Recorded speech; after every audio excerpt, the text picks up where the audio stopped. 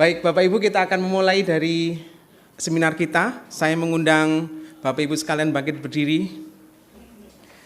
Mari kita dengan penuh pengagungan kepada Allah, kita memujikan satu pujian, kasih Allah amat besar.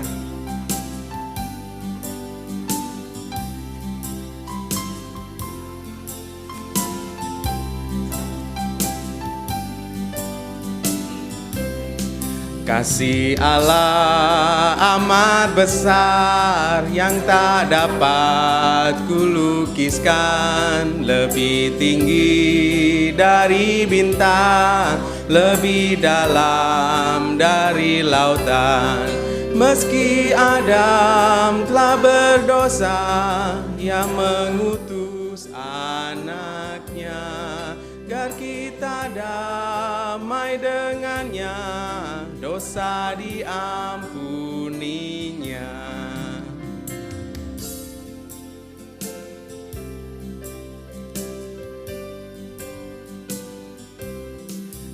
Dan langit sebagai kertas, batang pohon sebagai pena, air laut sebagai dawat, tiap orang penulisnya tak mungkin akan menuliskan kasih Allah yang besar. Langit dari timur ke barat tak akan memuatnya. Tak terduga, tinggi, dalam, dan luas, tetap teguh, tak berubah sampai selama. Kasih Allah tak terduga, kasih Allah tak terduga, tinggi, dalam, dan luas, tetap teguh, tak berubah sampai selama-lamanya. Bapak Ibu yang dikasihi oleh Tuhan, mari kita menyerahkan sesi kita sekaligus doa pembukaan, sekaligus pembukaan semester STAR kepada Pendeta Yakub Trihandoko untuk membawakan di dalam doa.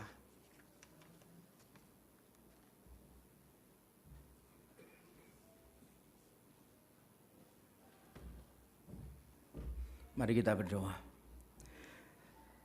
Bapa, kami semua adalah umat-Mu, domba gembalaan-Mu. Engkau yang membeli kami melalui darah anak-Mu yang tunggal, Yesus Kristus. Kami adalah milik-Mu, dan kami sadar apapun yang kami punya, apapun yang kami lakukan, apapun yang kami pikirkan, semuanya pantas untuk kemuliaan nama-Mu dan hanya untuk kemuliaan nama-Mu. Karena itu kami berdoa untuk acara pembukaan semester dan seminar ini, dari awal sampai pertengahan sampai pada akhirnya, kami semua serahkan ke dalam tangan-Mu.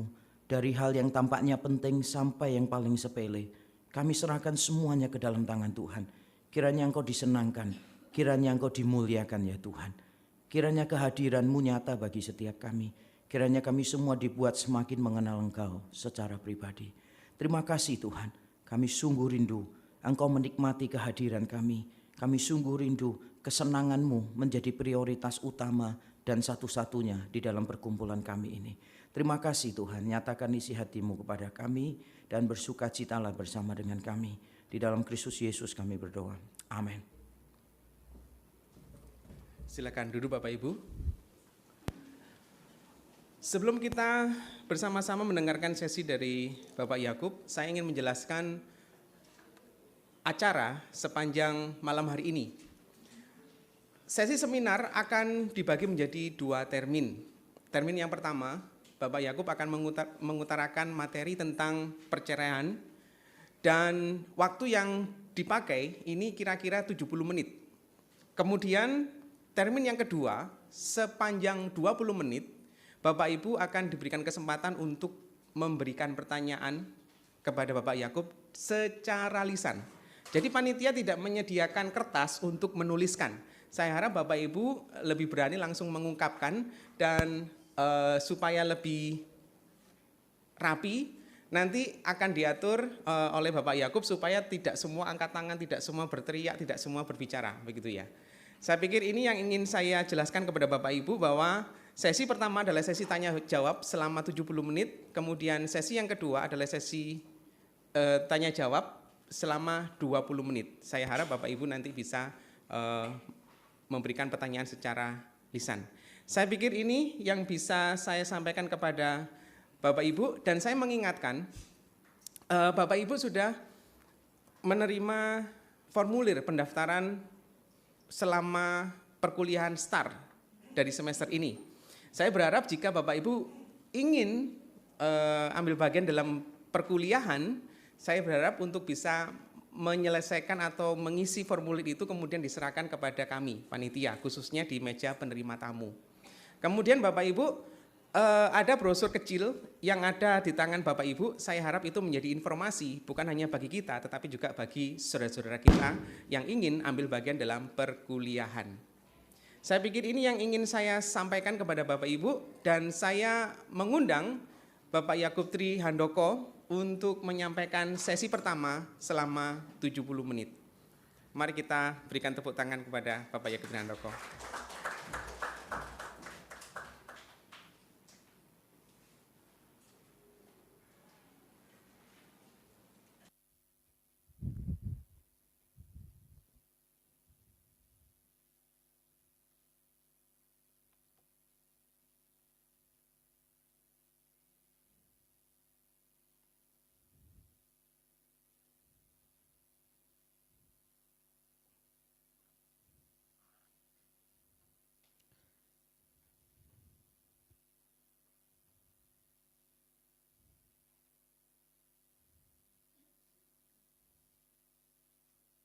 Ya, selamat malam semuanya.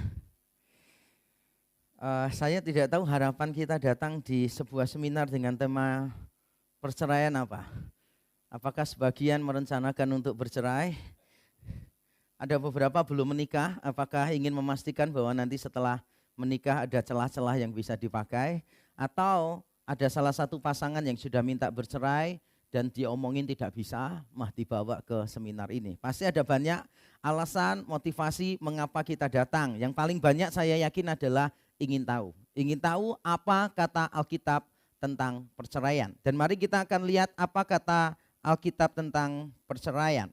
Nah, judul yang saya sampaikan, saya beri judul Perceraian Sebuah Perspektif Biblikal.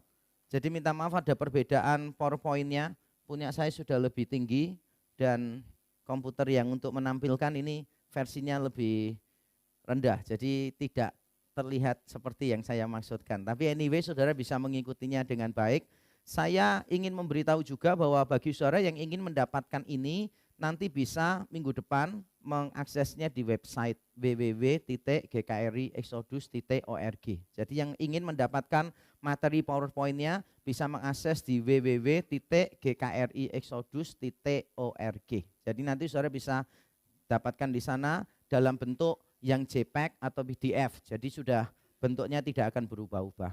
Nah, judul yang saya berikan saudara perhatikan, perceraian sebuah perspektif biblikal. Ketika saya memberikan tambahan sebuah perspektif biblikal, berarti saya sedang menyiratkan sesuatu di sini. Saya menyiratkan bahwa apa yang saya sampaikan hanyalah salah satu cara pandang biblikal terhadap isu ini.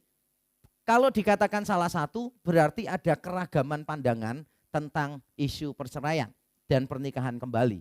Tapi paling tidak saya meyakini apa yang akan saya sampaikan di sini bukan sesuatu yang aneh, bukan cuma saya yang memegang pandangan ini, walaupun pandangan saya minoritas, dan apa yang saya pandang bukan berarti sesuatu yang tanpa alasan. Jadi nanti saya akan membiarkan saudara untuk menilai sendiri bagaimana cara saya dengan beberapa teolog yang lain memahami tentang isu perceraian secara sama.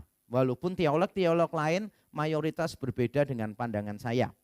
Nah, kita perlu mengetahui dulu bahwa isu tentang perceraian dan pernikahan ulang merupakan sesuatu yang sangat kompleks sekali. Ini isu yang sangat kompleks sekali, melibatkan banyak aspek. Misalnya aspek teologis.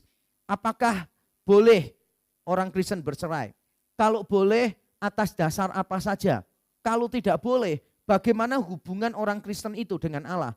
Kalau dia sudah bercerai, kalau dia kemudian sudah menikah kembali, kalau memang secara teologis keliru, bukankah orang itu menurut sebagian orang hidup terus-menerus di dalam dosa? Nah, bagaimana relasi orang itu dengan Allah? Ini persoalan teologis yang cukup rumit. Ada juga persoalan secara pastoral.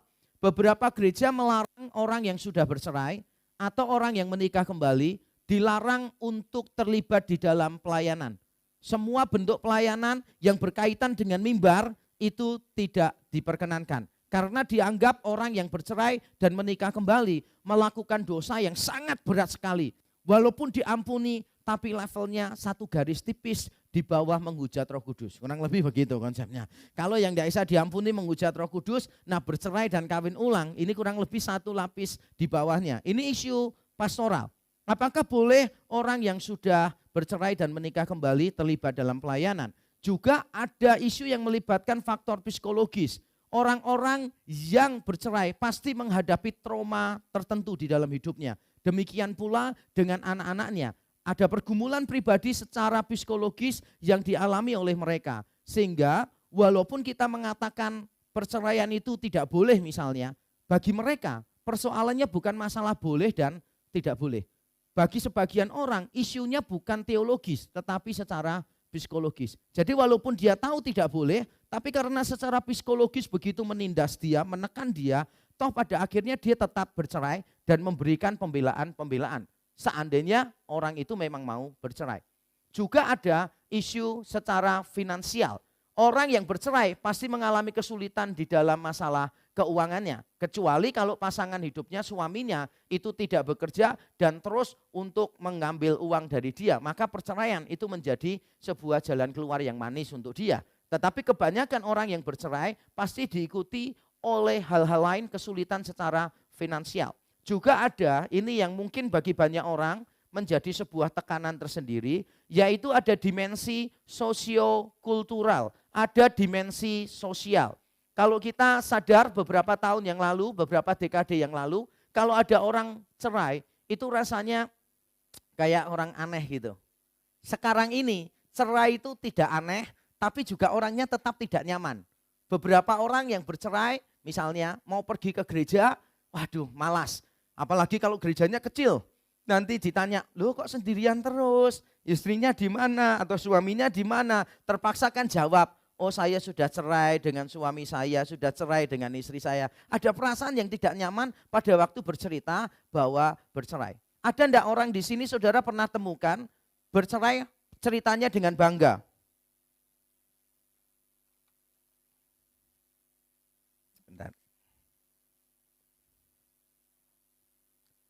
Apakah ada tempat lain untuk meletakkan laptop?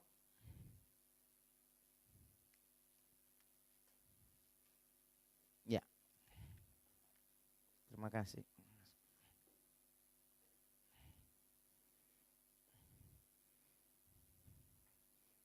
Oke, terima kasih untuk notes-nya. Karena kita ini streaming, jadi orang di luar kota, di luar negeri yang mau mengikuti seminar ini, mereka bisa langsung mengikutinya setelah mendaftar. Ya. Saya tidak memberitahu saudara sebelumnya, nanti tidak ada yang datang. Bukan ya. Nah, ini isu yang sangat kompleks sekali. Malam ini kita tidak akan membahas isu yang macam-macam ini. Saya hanya akan menyoroti satu isu, yaitu secara teologis. Jadi saya berharap kita semua tahu ekspektasinya di dalam seminar ini. Jangan sampai kita berekspektasi, wah pulang dari seminar ini semua pertanyaan tentang perceraian pasti akan jelas. Nah itu ekspektasi yang berlebihan. Karena waktu kita terbatas dan isunya sangat kompleks. Saya hanya memfokuskan pada salah satu sisi. Nah yang berikutnya saudara, saya ingin menerangkan mengapa studi ini penting. Mengapa seminar semacam ini adalah seminar yang kita perlukan. Yang pertama adalah karena peningkatan jumlah perceraian di segala lapisan masyarakat. Peningkatan jumlah perceraian di segala lapisan masyarakat. Saya mengalami kesulitan untuk menemukan data yang terbaru dan valid di Indonesia, kira-kira berapa jumlah angka perceraian. Tetapi saya mencoba membandingkan dengan beberapa kali statistik survei yang dilakukan oleh Barna Group. Barna itu adalah salah satu tim peneliti yang terpandang di Amerika selain Gallup itu adalah Barna. Barna mencoba untuk menyelidiki kaitan antara budaya dan iman, culture and faith. Nah, di dalam beberapa kali survei ada hal yang menarik, saudara, bahwa jumlah perceraian di Amerika itu mencapai 33%. Jadi di antara semua pernikahan 33% diantaranya mengalami perceraian. Berarti kalau saudara bayangkan ada 3 orang menikah, yang 1 pernah cerai. Cukup besar enggak? Di sini siapa yang bercerai? Diam aja, enggak usah jawab. Tapi kalau kita mau lihat satu persatu, jarang kita menemukan orang cerai. Ada, tapi jarang. Kalau saya survei semua yang menikah di sini yang tidak cerai dan yang cerai, saya yakin jumlahnya mungkin tidak sampai 1/3 yang bercerai. Kecil. Tetapi kita harus berhati-hati, angka ini tambah lama juga bisa tambah banyak. Nah, yang menariknya adalah ternyata perceraian ini tidak mengenal batasan. Tidak mengenal batasan. Mengapa saya katakan tidak mengenal batasan? Tidak peduli etnis orang itu apa, tetap angka perceraiannya kurang lebih sama. Jadi mau itu Hispanic, mau itu African American, mau itu Asian atau White American, tetap semuanya sama. Angkanya relatif sama. Tidak mengenal batasan etnis dan juga tidak mengenal batasan iman. Orang Kristen yang bercerai dengan orang non-Kristen yang bercerai, jumlahnya juga kurang lebih sama. Dan yang lebih parah lagi adalah perceraian itu juga tidak membedakan orang yang mengaku lahir baru atau tidak lahir baru. Ada orang Kristen yang mengaku Kristen tapi sadar mungkin tidak lahir baru, bercerai.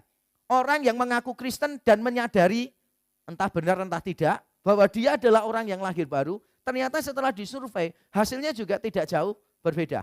Dan perceraian juga tidak mengenal denominasi, tidak mengenal denominasi. Nah, coba lihat masing-masing denominasi saudara. Antara 21% itu orang-orang Katolik dan orang-orang Lutheran, paling rendah angka perceraiannya. Yang paling tinggi adalah orang-orang yang tidak punya denominasi tertentu. Jadi yang GKJ, gereja kurang jelas.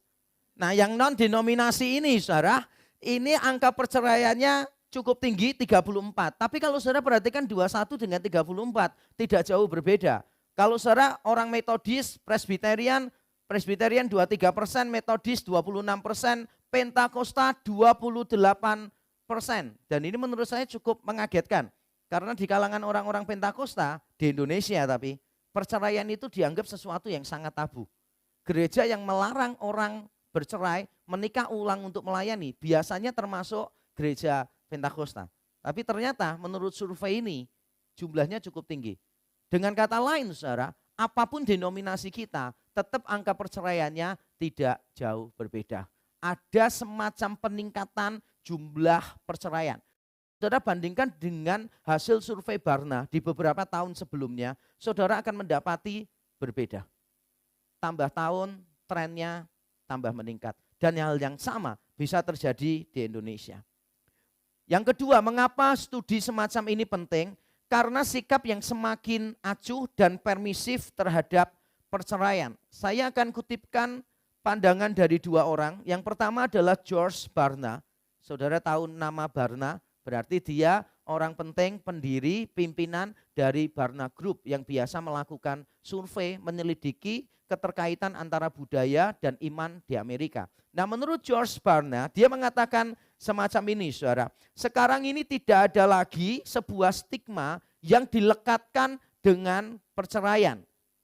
There no longer seems to be much of a stigma attached to divorce. It is now seen as an unavoidable rite of passage.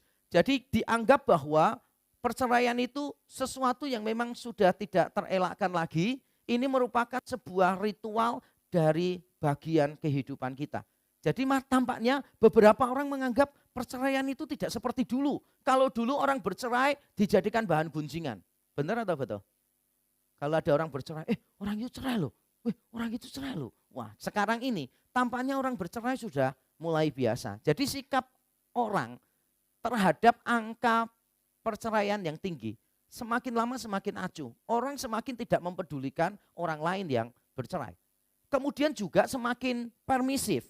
Di dalam tulisannya yang lain, George Barna mengatakan semacam ini. Walaupun berbagai macam riset membuktikan bahwa kumpul bersama, kumpul kebo kalau istilah orang Indonesia, itu meningkatkan kemungkinan untuk perceraian. Tapi tetap orang kumpul kebo. Rasa-rasanya tidak peduli bahwa sesuatu yang menyebabkan perceraian itu seharusnya dihindari, orang tetap tidak menghindari. Sebaliknya, walaupun sudah ada banyak studi dilakukan dan hasilnya coba ditampilkan, disampaikan kepada publik bahwa mempersiapkan pernikahan dengan baik, mengurangi angka perceraian, tampaknya itu juga tidak berhasil sama sekali. Saya bacakan bagian dari sini. Studies showing the importance and value of preparing for marriage seem to fall on deaf ears. Yang artinya studi-studi yang menunjukkan pentingnya dan nilai dari persiapan pernikahan itu tampaknya jatuh pada telinga-telinga yang tuli. Orang tidak peduli. Walaupun sudah diberitahu kalau kamu melakukan ini, kemungkinan bercerai akan tinggi. Sebaliknya kalau kamu melakukan ini, kemungkinan bercerai akan rendah. Orang tidak peduli dengan studi-studi semacam itu. Dengan kata lain, saya mendapati bahwa isu dari perceraian dan pernikahan ulang itu bukan cuma isu benar atau salah. Bukan cuma itu. Kalau memang benar atau salah, saya yakin banyak orang sudah tahu kok. Karena sudah banyak studi yang dilakukan. Tetapi persoalannya bukan cuma sebatas itu. Ada banyak sikap yang mulai permisif. Kemudian John Piper mengatakan semacam ini.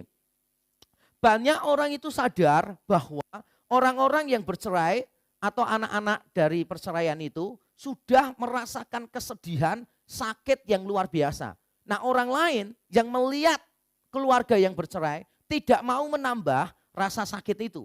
Tapi cara mengasihinya itu keliru. Nah, John Piper mengatakan demikian.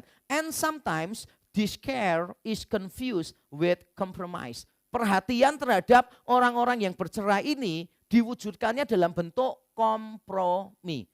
Misalnya sudah tahu, wah ini perceraiannya ini keliru ini. Tapi tidak berani bilang. Karena apa? Kasihan. Tidak berani langsung berkonfrontasi memberitahu ini keliru. Karena memang ada perasaan begini, dia loh sudah banyak menderita. Kalau memang bercerai itu membuat dia lebih nyaman, mengapa saya harus memberitahu untuk tidak bercerai? Biarlah penderitaannya dia itu sudah cukup. Saya tidak mau menambah lagi. Ini bentuk kompromi yang disebut oleh John Piper. Dengan catatan, perhatikan, John Piper ini orang yang menolak perceraian dengan alasan apapun. Jadi ada sikap yang acuh, ada sikap yang permisif. Alasan yang ketiga, mengapa studi semacam ini diperlukan adalah karena pandangan teologis yang beragam dari para pemikir Kristen, bahkan dari para pemikir reform. Bukan hanya dari para pemikir Kristen, tapi juga dari para pemikir reform. Dan saya akan langsung menunjukkan deretan teolog reform, pemikir reform yang setuju dan yang tidak setuju perceraian. Yang setuju perceraian, saya yakin saudara tidak asing lagi dengan nama-namanya. John Calvin, John Murray, J.I. Packer, Donald A. Carson, dan John Frame. Kemudian yang menolak perceraian, pemikir reform juga ada. Gordon Wenham, John Piper, Thomas Schreiner. Perhatikan walaupun namanya sama-sama John, pendapatnya bisa beda loh saudara. Ada yang setuju itu, John Calvin, John Murray gitu kan, John Frame. Ada yang tidak setuju juga, John Piper. Jadi nama sama belum tentu pendapatnya sama juga.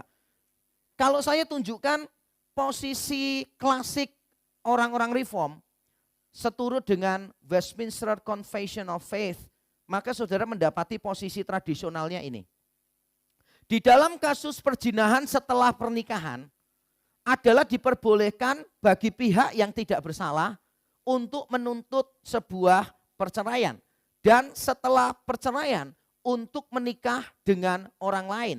Seolah-olah atau dianggap pihak yang salah tadi, yang berzina tadi, dianggap sudah mati. Dan ini ada di Westminster Confession of Faith, artikel 24, poin yang kelima.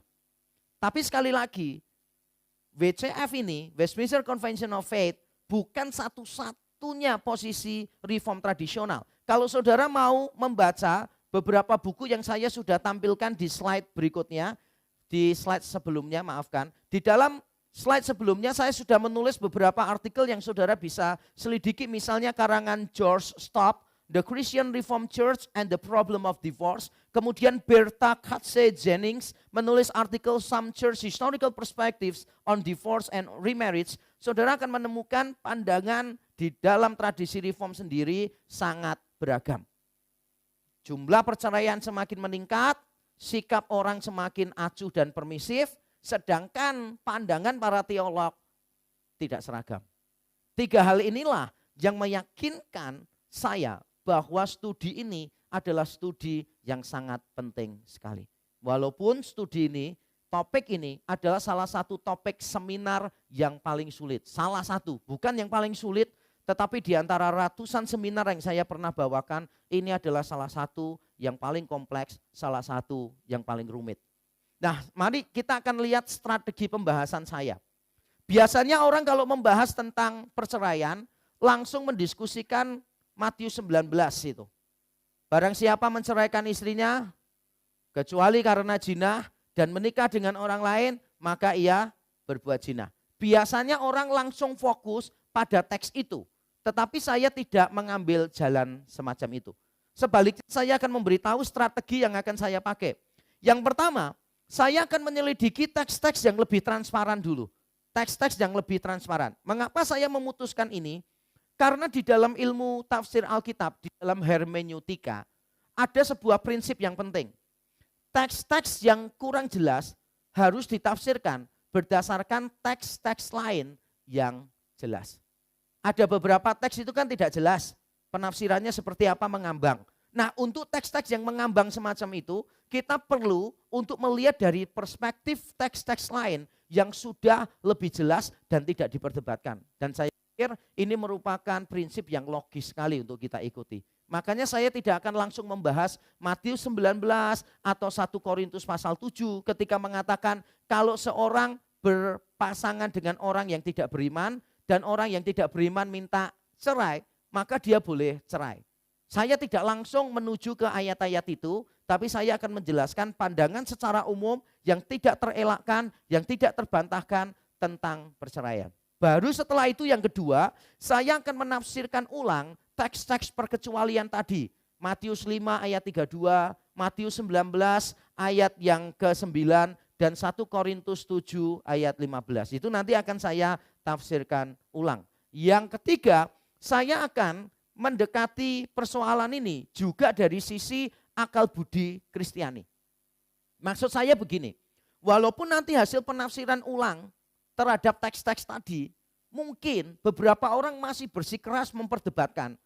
Tapi saya akan mengajak untuk meninggalkan teks-teks itu sebentar dan melihatnya dari sisi akal budi Kristiani. Seandainya kita semua memakai perspektif Kristiani dan memandang perceraian, kira-kira kita mendapati perceraian itu boleh atau tidak boleh. Dan yang terakhir strategi saya adalah menarik konklusi dan memberikan nasihat-nasihat pastoral. Nanti saya akan menarik konklusinya apa dan saya akan mencoba memberikan tips-tips pastoral menghadapi orang yang bercerai. Mari kita akan lihat satu persatu. Teks-teks yang lebih transparan. Saya akan cepat di bagian ini karena nanti saya akan lebih fokus pada strategi yang kedua, menafsirkan ulang Matius 19 dan 1 Korintus 7. Mari kita melihat teks-teks yang lebih transparan, saudara. Mari kita membaca Alkitab kita, Markus 10 ayat 11 dan 12. Markus 10 ayat 11 dan 12. Kalau sudah menemukan saya akan membacakan. Lalu katanya kepada mereka, barang siapa menceraikan istrinya, lalu kawin dengan perempuan lain, ia hidup dalam perzinahan terhadap istrinya itu. Dan jika si istri menceraikan suaminya dan kawin dengan laki-laki lain, ia berbuat zina. Berarti yang berzina ini yang menceraikan dan juga yang menikahi kembali. Sama-sama berzina. Dan perhatikan di dalam ayat ini tidak ada kecuali karena zina. Ayat ini bersifat absolut. Barang siapa menceraikan istrinya lalu kawin dengan perempuan lain, ia hidup dalam perzinahan terhadap istrinya itu. Dan jika si istri menceraikan suaminya dan kawin dengan laki-laki lain, ia berbuat zina. Kemudian kalau kita bandingkan Lukas 16 ayat 18, Lukas 16 18. Ini bagian yang paralel juga di dalam Matius yang nanti kita akan sorot secara lebih khusus. Saya bacakan Lukas 16 ayat 18.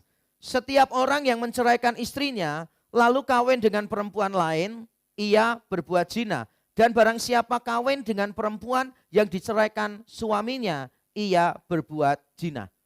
Dan tidak ada keterangan barang siapa menceraikan istrinya kecuali karena zina. Tidak ada. Padahal kisah yang dicatat Markus dan Lukas ini, kisah yang sama ada di Matius. Matius menambahkan atau ada tambahan di Matius kecuali karena zina. Nanti saya akan sampai ke sana di bagian selanjutnya. Saya akan menerangkan apakah Matius yang menambah atau Markus Lukas yang mengurangi. Kalau memang Matius menyertakan kecuali karena zina, alasannya apa? Matius menyertakan itu. Apa arti kecuali karena zina? Nanti semua akan saya terangkan di bagian yang kedua. Sekarang kita hanya perlu melihat teks-teks ini. Menurut saudara, kalau saudara membaca sekilas saja, perceraian diperbolehkan atau tidak? Tidak boleh kan ya? Kalau saudara membaca teks ini saja sekilas, tanpa kita menyelidikinya secara rumit segala macam, maka saudara akan menemukan bahwa menurut teks ini perceraian dilarang. Ada larangan terhadap perceraian, tidak ada perkecualian. Kemudian pernikahan kembali dipandang sebagai perzinahan. Berikutnya teks yang akan kita baca adalah 1 Korintus 7 ayat 39 dan Roma 7 ayat 1 sampai 3. Kita akan melihat dari dua teks ini bahwa pernikahan itu berlaku mengikat sampai salah satu mati. Saya bacakan 1 Korintus 7 ayat 39. Istri terikat selama suaminya hidup. Kalau suaminya telah meninggal, ia bebas untuk kawin dengan siapa saja yang dikehendakinya, asal orang itu adalah seorang yang percaya. Siapa di sini yang sudah menikah dan ingat janji pernikahannya? Saya, nama, masih ingat ya Bu ya? Janjinya bagaimana Bu? Bisa minta tolong? Saya mengambil engkau sebagai suamiku gitu kan. Dan di hadapan Allah hambanya seluruh jemaat sebagai saksi untuk menjadi suami yang mengasihi dan setia kepadamu. Dalam hal suka dan duka, kelimpahan kekurangan, sakit atau sehat, sampai kamu berzina. Enggak ya, sampai maut memisahkan kita. Loh, apakah ada yang di gerejanya itu memakai janjinya itu sampai kamu berzina? Atau begini, sampai maut memisahkan kita, kemudian ada asteriknya, syarat dan ketentuan berlaku. Apakah ada yang punya janji semacam itu? Tidak ada ya, tidak ada, sungguh ya, tidak ada. Berarti paling tidak pada saat kita mulai pernikahan, kita itu punya pikiran begini, pernikahan itu hanya berakhir kalau salah satu atau dua-duanya mati. Jadi begitu salah satu mati, maka sudah tidak ada ikatan sama sekali. Dalam khotbah saya minggu lalu saya sudah menerangkan ini, bahwa salah satu mati berarti sudah tidak ada hubungan suami istri. Yang mati ya sudah, yang ditinggal mati boleh kawin lagi. Jangan punya pikiran, wah nanti kalau kawin lagi kan koko nanti di surga sedih ngelihat aku gitu kan. Justru kalau kamu sendirian terlunta-lunta sebatang kara gitu kan, nanti orang lain yang sedih. Jadi sudah tidak ada hubungan saudara ya, tidak ada hubungan. Jadi bagi Bapak Ibu saudara yang pernikahannya tidak bahagia, ayat ini menjadi ayat penghiburan untuk kita. Nanti pada waktu mati sudah tidak bertemu lagi. Di surga sudah tidak satu kamar. Berikutnya selain di 1 Korintus 7, kita akan lihat di Roma pasal 7. Roma pasal 7. Saya bacakan Roma pasal 7.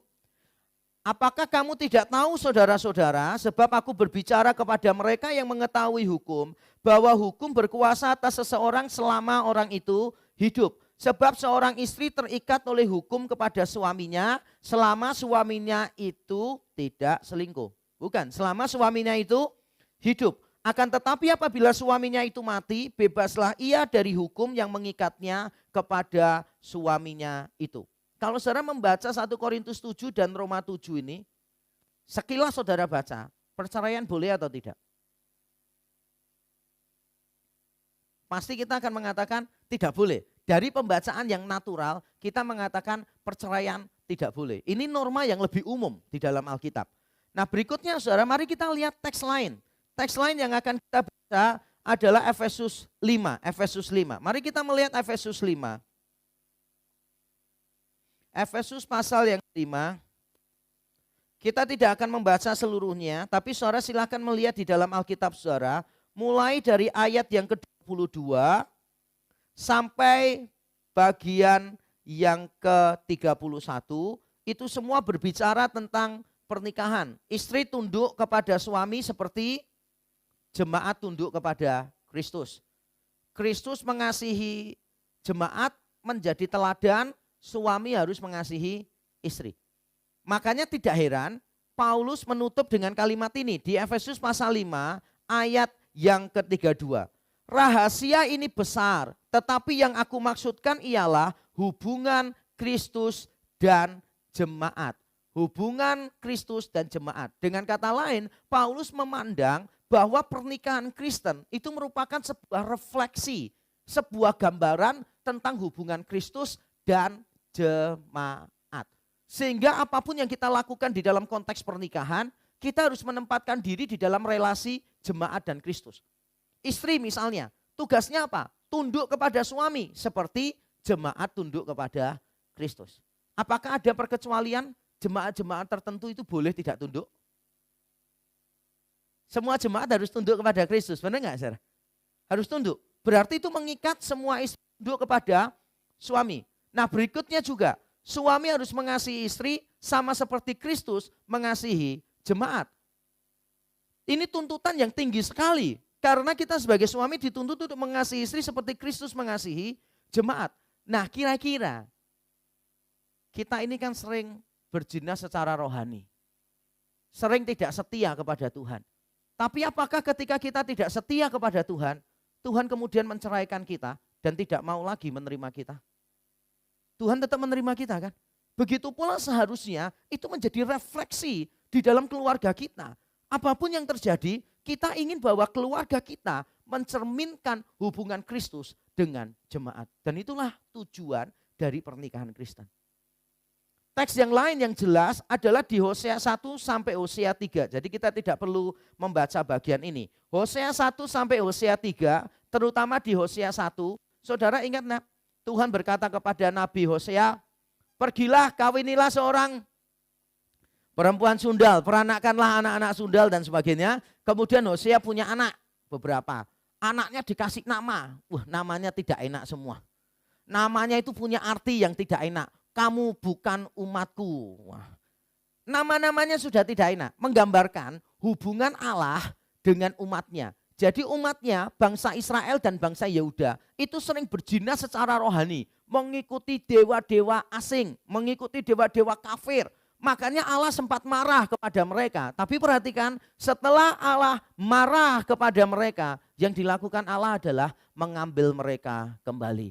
Allah mengampuni umatnya, Allah mengampuni dan menerima mereka kembali. Terlepas dari perzinahan apapun secara rohani yang dilakukan oleh umatnya, maka Allah selalu setia kepada umatnya. Dan bukankah gambaran tentang kasih Allah kepada umatnya ini seharusnya menjadi teladan, gambaran kita dengan pasangan kita. Sehingga walaupun salah satu pasangan berzina dan tidak setia, bukankah seharusnya itu menjadi teladan untuk kita. Semua teks ini saudara, saya sebut teks yang transparan. Bukan berarti tanpa perdebatan sama sekali. Kalau orang namanya sudah tidak setuju, pasti punya celah untuk tidak setuju. Misalnya homoseksualitas. Saudara percaya enggak? Ada beberapa teolog itu gay. Saudara percaya enggak bahwa mereka menulis artikel mendeklarasikan diri sebagai teolog yang gay dan mereka menafsirkan ulang beberapa ayat Alkitab seolah-olah ayat-ayat itu memberi ruang untuk homoseksualitas. Percaya enggak kalau saya ngomong begini? Beberapa teolog itu gay loh saudara. Beberapa profesor di seminari di Amerika itu mengaku terus terang bahwa mereka homoseksual. Dan mereka mencoba menafsirkan ayat-ayat yang mungkin secara umum kita baca sudah pasti menentang. Tapi selalu dicari celah begitu. Nah ketika saya mengatakan transparan bukan berarti tanpa perdebatan sama sekali. Kalau saudara mau memperdebatkan pasti ada poin untuk memperdebatkan. Tetapi paling tidak ayat ini jauh lebih eksplisit, jauh lebih tidak bermasalah daripada beberapa teks yang sebentar akan kita bahas. Ini strategi pertama saya memulai dengan ayat-ayat yang transparan. Berdasarkan ayat-ayat transparan ini nanti kita akan melihat ayat-ayat lain yang kurang transparan. Dan sekarang mari kita sampai pada strategi saya yang kedua.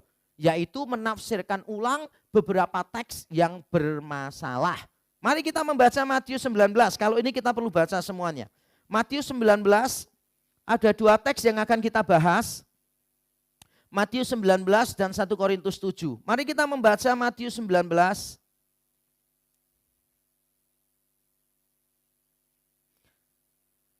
Ayat yang pertama kita akan baca sampai ayat yang ke-12. Saya bacakan untuk saudara semua. Setelah Yesus selesai dengan pengajarannya itu, berangkatlah ia dari Galilea dan tiba di daerah Yudea yang di seberang Yordan. Orang banyak berbondong-bondong mengikuti dia dan ia pun menyembuhkan mereka di sana. Maka datanglah orang-orang Farisi kepadanya untuk mencobai dia. Mereka bertanya, apakah diperbolehkan orang menceraikan istrinya dengan alasan apa saja? Jawab Yesus, tidakkah kamu baca bahwa ia yang menciptakan manusia sejak semula, menjadikan mereka laki-laki dan perempuan?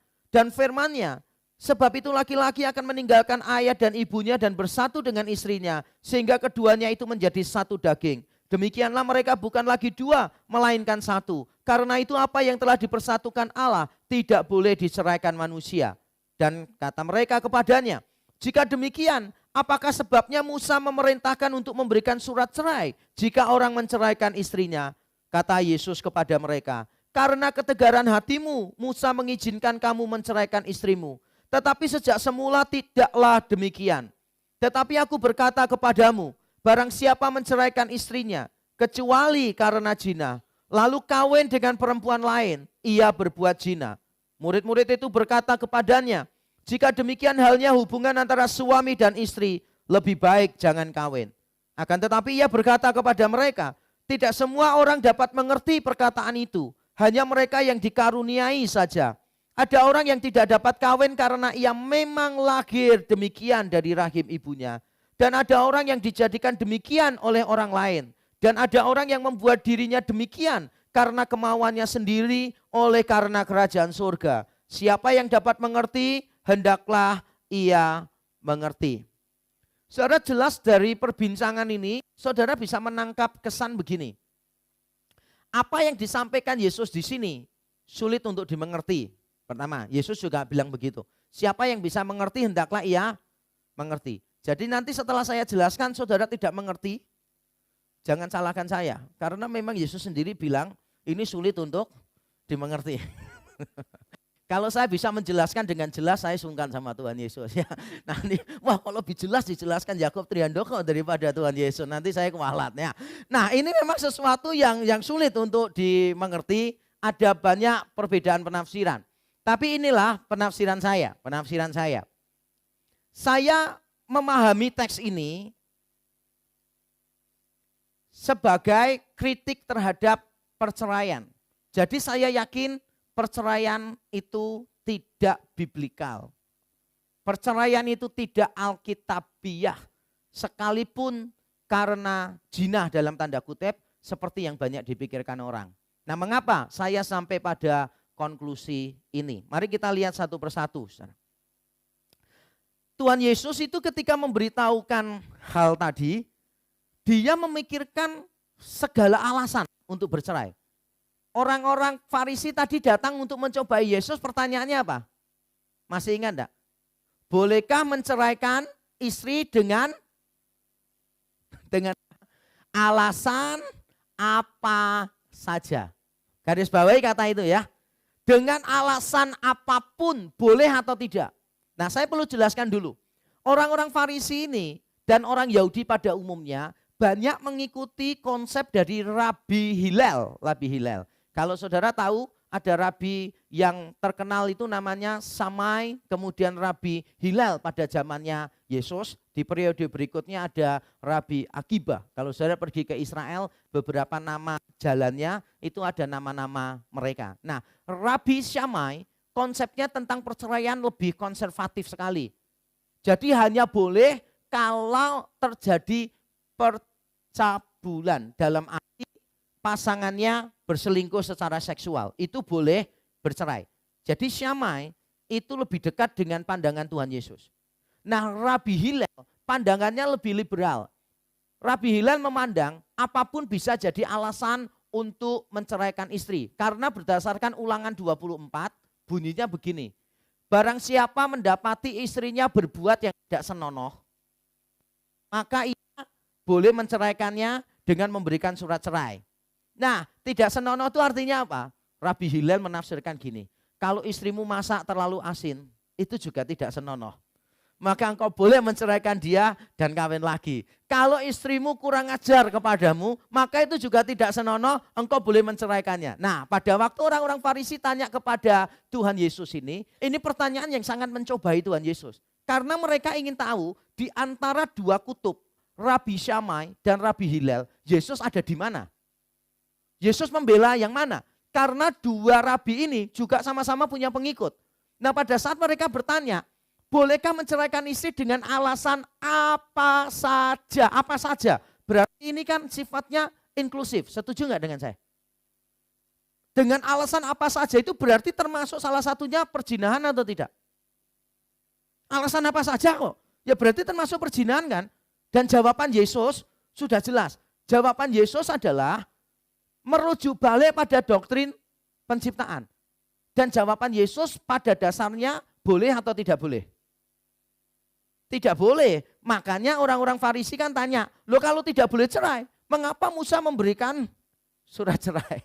Berarti mereka menangkap jawaban Yesus adalah tidak boleh. Dan Yesus mengatakan tidak boleh, alasannya itu doktrin penciptaan. Ini menarik sekali. Dia mengutip dua kisah penciptaan di Kejadian 1 ayat 27, maka Allah menjadikan mereka laki-laki dan perempuan. Kemudian dia kutip juga di Kejadian pasal yang kedua, maka laki-laki akan meninggalkan ayahnya dan ibunya, bersatu dengan istrinya sehingga keduanya menjadi satu daging. Kejadian 1, Kejadian 2, Yesus kutip. Kejadian 3 isinya apa?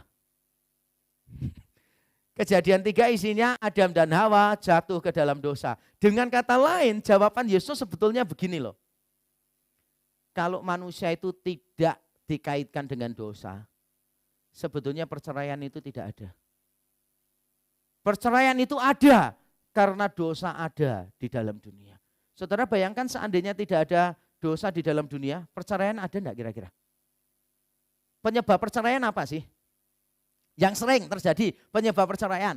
Wah, selingkuh misalnya. Loh kalau enggak ada dosa kan enggak ada selingkuh. Suaminya suka mukuli sehingga istrinya enggak tahan, pergi. Lah, sebelum ada dosa kan enggak ada abuse. Pelecehan enggak ada. Atau istrinya terlalu cerewet begitu kan.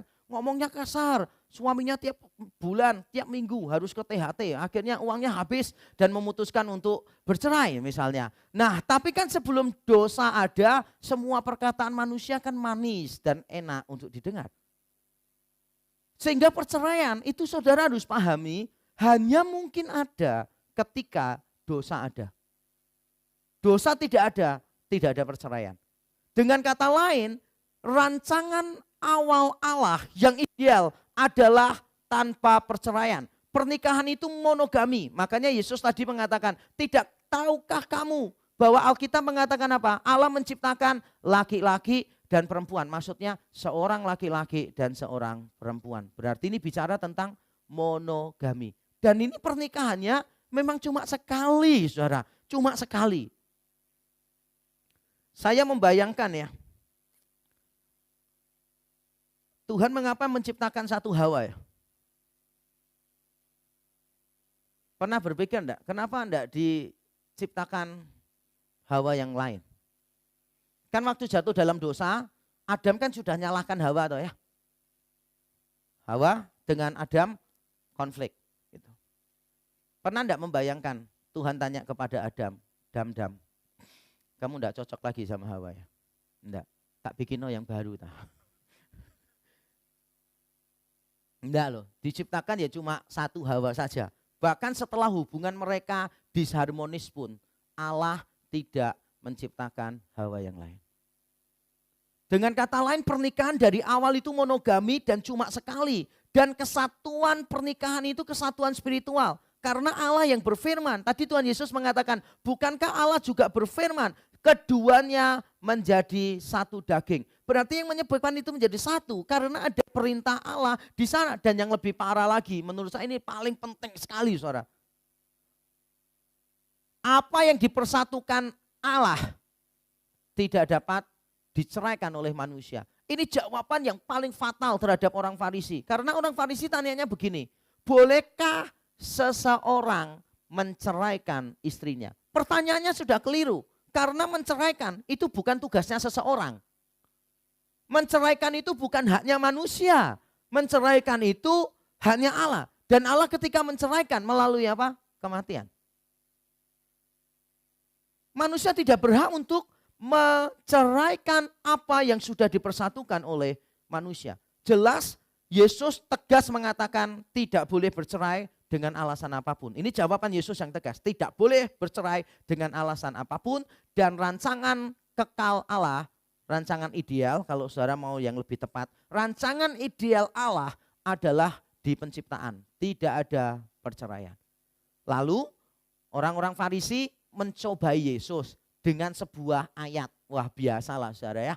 Dua orang yang sama-sama tahu Alkitab, biasanya kalau sedang berdialog selalu ada ayat-ayat yang mencoba untuk dilontarkan. Karena memang menguasai ayat. Nah, orang Farisi langsung teringat Ulangan 24. Dan coba kita lihat Ulangan 24 saudara. Mari kita membuka Ulangan 24. Ulangan 24.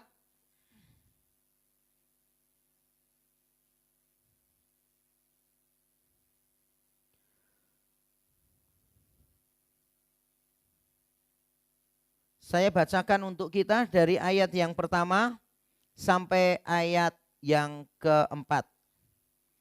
Apabila seseorang mengambil seorang perempuan dan menjadi suaminya, dan jika kemudian ia tidak menyukai lagi perempuan itu, sebab didapatinya yang tidak senonoh padanya, lalu ia menulis surat cerai dan menyerahkannya ke tangan perempuan itu, sesudah itu menyuruh dia pergi dari rumahnya.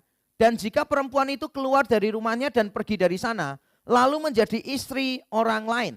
Dan jika laki-laki yang kemudian itu tidak cinta lagi kepadanya, lalu menulis surat cerai dan menyerahkannya ke tangan perempuan itu, serta menyuruh dia pergi dari rumahnya, atau jika laki-laki yang kemudian mengambil dia menjadi istrinya itu mati, maka suaminya yang pertama yang telah menyuruh dia pergi itu, tidak boleh mengambil dia kembali menjadi istrinya. Perhatikan ini, setelah perempuan itu dicemari, bentuk pasif. Setelah perempuan itu dicemari, sebab hal itu adalah kekejian di hadapan Tuhan. Jangan engkau mendatangkan dosa atas negeri yang diberikan Tuhan Allahmu kepadamu menjadi milik pusakamu. Orang-orang Farisi langsung ingat Ulangan 24 ayat 1 ini. Kalau memang tidak boleh cerai, mengapa Musa itu memerintahkan untuk memberikan surat cerai? Ayatnya ini nih yang dipikirkan. Alkitabiah enggak? Loh, mengutip ayat itu Alkitabiah enggak? Banyak kali kan kita mikir, pokoknya asal ngutip ya Alkitabiah. Ternyata belum tentu loh. Kalau ngutip dan kemudian menafsirkannya keliru, mengutip kemudian menerapkannya secara salah, ya tetap aja enggak Alkitabiah. Nah, pada saat orang-orang Farisi memakai ayat ini, loh Musa kan memerintahkan untuk memberikan surat cerai. Jawaban Yesus apa? Itu karena kekerasan hatimu. Itu karena kekerasan hatimu. Jadi walaupun ada perizinan perceraian, itu karena kekerasan hati. Orang itu memang seringkali karena kita tercemar oleh dosa. Kita egois. Kita ini sering melakukan hal-hal yang jahat terhadap orang lain. Walaupun orang lain berbuat jahat, kita balas berbuat jahat. Nah, untuk menjaga yang buruk tidak menjadi lebih buruk. maka Allah seringkali membuat sebuah aturan. Saya ulang sekali lagi. Untuk menjaga supaya yang buruk tidak menjadi lebih buruk, maka Allah seringkali membuat peraturan untuk itu. Tapi ketika peraturan untuk menghindari yang lebih buruk ini diberikan, bukan berarti peraturan itu adalah peraturan yang ideal. Tangkap enggak maksud saya? Supaya yang buruk tidak menjadi lebih buruk, perlu ada peraturan. Tapi pada saat peraturannya ini diberikan, jangan sampai kita menganggap ini yang ideal toh. Contohnya begini. Kalau ada orang menyerang kita dan nyawa kita terancam tanpa kita melakukan kesalahan, maka kita boleh membela diri. Bales orang itu supaya kita selamat dan supaya orang itu terhindar dari dosa yang lebih parah, yaitu membunuh kita. Tapi izin untuk situasi khusus itu tidak boleh dong kita terapkan pada konteks sembarangan. Bertemu orang langsung pukul. Kenapa? Karena ada ayatnya kita boleh memukul.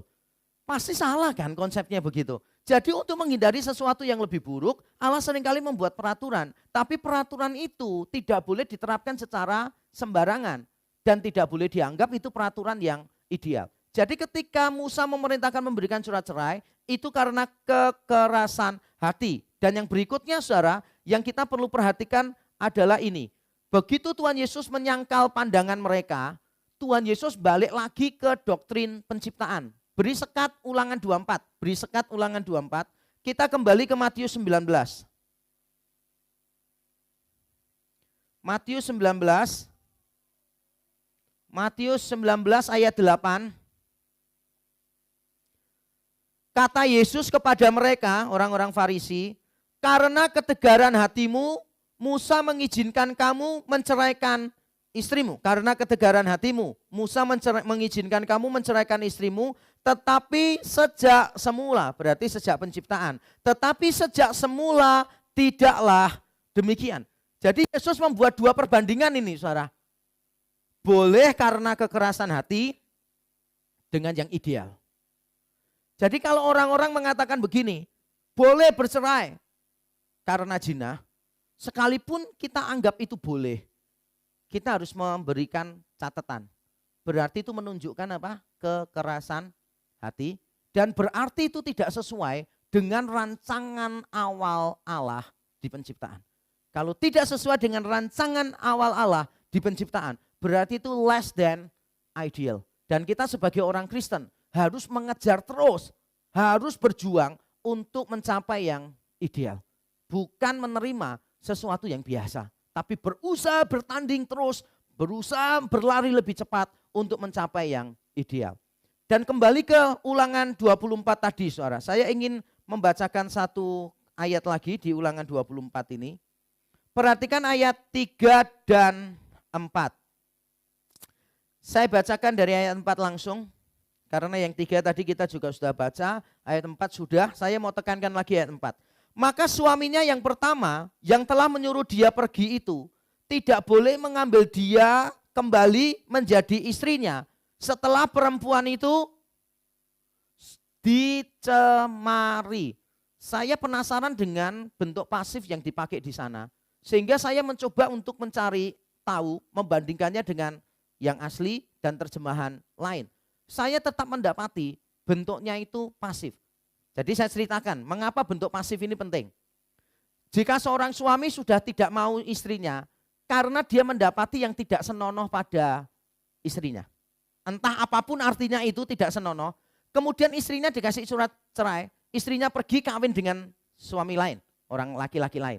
Lalu oleh laki-laki lain, suaminya yang baru, dia juga dicerai, dikasih surat juga. Nah, orang ini kalau kembali kepada suami yang pertama, Alkitab mengatakan jangan ambil dia. Karena dia sudah bukan berzina loh. Istilah yang dipakai sudah dicemari. Berarti Alkitab mengajarkan pernikahan ulang itu adalah pencemaran.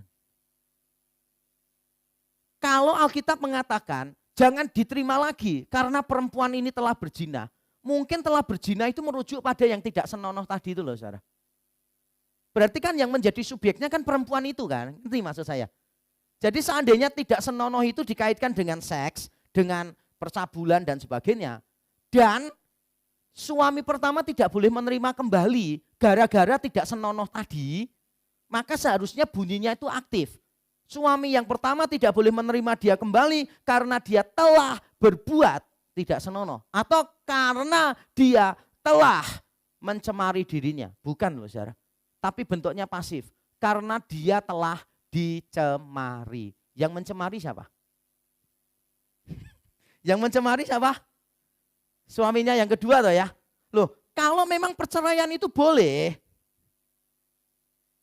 dan sah untuk menghentikan perkawinan, berarti istri ini kalau mau dengan orang lain juga enggak apa-apa dong.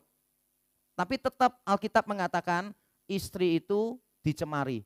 Dengan kata lain, Alkitab menyiratkan walaupun dalam kasus perzinahan, pasangan yang berbuat tidak senonoh, nikah dengan orang lain, tetap itu dianggap melanggar pernikahan yang ada. Padahal kan sudah cerai toh. Tapi seolah-olah pernikahannya masih ada dan masih bisa dilanggar.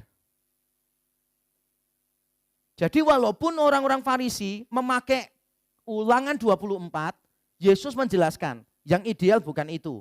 Musa memberikan surat cerai untuk menghindari yang lebih buruk dan itu karena ketegaran hatimu. Dan saya percaya orang-orang yang memilih untuk bercerai, saya tidak bisa mengabaikan perasaan mereka. Saya tahu betapa sulitnya orang berjuang memutuskan pada akhirnya untuk bercerai. Saya menangani beberapa orang yang pada akhirnya juga memutuskan untuk bercerai. Situasi yang sangat berat sekali. Tapi kalau saya ingin melihat Alkitab kembali dan saya mencoba untuk setia kepada Alkitab, maka saya ingin mengatakan bahwa ada kaitan dengan kekerasan hati dalam banyak perceraian. Saya tidak mengatakan dalam setiap perceraian, tetapi dalam banyak perceraian itu ada kekerasan hati yang bergabung di sana. Seandainya dia tidak mengeraskan hati, mungkin perceraian bisa dihindari. Tapi karena ada kekerasan hati, pada akhirnya mereka memilih jalan yang lebih pintas, yang menurut mereka lebih nyaman, yaitu perceraian. Balik lagi di Matius 19, saudara. Mengapa saya meyakini teks ini merupakan kritik terhadap perceraian? Selain larangan Tuhan Yesus berlaku untuk alasan apa saja, selain alasan Yesus tadi, larangannya didasarkan pada doktrin penciptaan, dan selain sanggahan orang-orang Farisi dari Ulangan 24 itu tidak tepat, juga ini ada yang penting yang kita perlu pahami. Frase perkecualian hanya berlaku pada tahap pertunangan kuno. Banyak orang yang menyetujui perceraian karena perzinahan menganggap ayat ini berbicara tentang orang yang sudah menikah. Lalu salah satu berzina, bersetubuh dengan orang lain, terus boleh bercerai. Tapi saya ingin memberikan kritik terhadap pandangan mayoritas itu. Dan bagaimana saya memberikan kritik, saya jelaskan pelan-pelan supaya saudara bisa mengerti.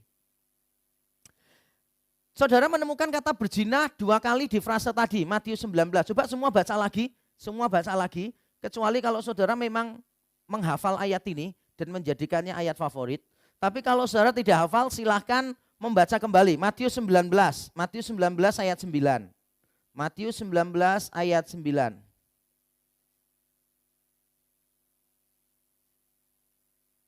Tetapi aku berkata kepadamu, barang siapa menceraikan istrinya, kecuali karena zina, lalu kawin dengan perempuan lain, ia berbuat zina. Jadi kata zina muncul 2 kali. Dalam bahasa Indonesia katanya sama yang dipakai, zina. Dalam bahasa Yunani kata yang dipakai itu berbeda. Kata Yunani yang dipakai itu berbeda. Coba ditampilkan slide sebelumnya supaya yang lain bisa langsung tahu. Yang dari awal ada Matius 19-nya, ada teks Yunaninya.